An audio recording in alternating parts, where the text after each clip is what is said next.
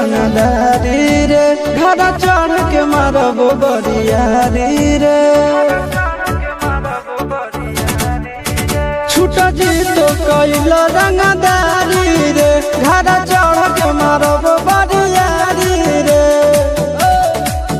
तोरा बाप के न तोरा दादा के चिन्हबो बेटा सब गोली मारबो तैगो गिनबो तोरा बाप के न तोरा दादा के चिन्हबो बेटा सब गोली मारबो तैगो गिनबो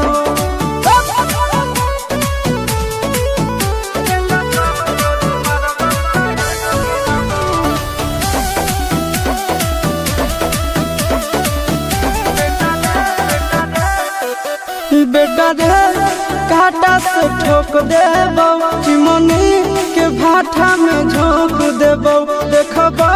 कवन बाबू बचैतौ तोरा प्रशासन के गाड़ी भी रोक देबो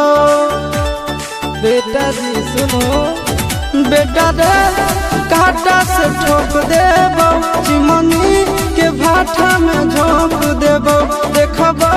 कवन बाबू बचैतौ तोरा प्रशासन के गाड़ी भी रोक देबो तोरा जैसन के हम खड़े खड़े गिनबो बेटा सब गोली मारबो तैगो गिनबो तोरा बाप के न तोरा दादा के चिन्हबो बेटा सब गोली मारबो तैगो गिनबो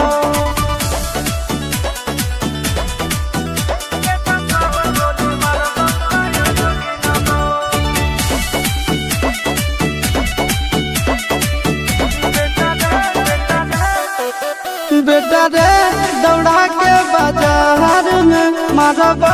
गोली तोर कपार में रंगदारी जे करभी बिहार में गड़ देबो गंगा जी किनार में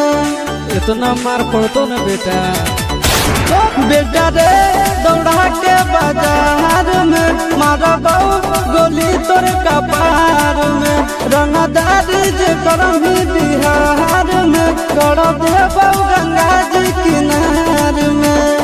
चिंटू आशीष के कारण सुनबो बेटा सब गोली मारबो तैगो गिनबो तोरा बाप के न तोरा दादा के चिन्हबो बेटा सब गोली मारबो तैगो गिनबो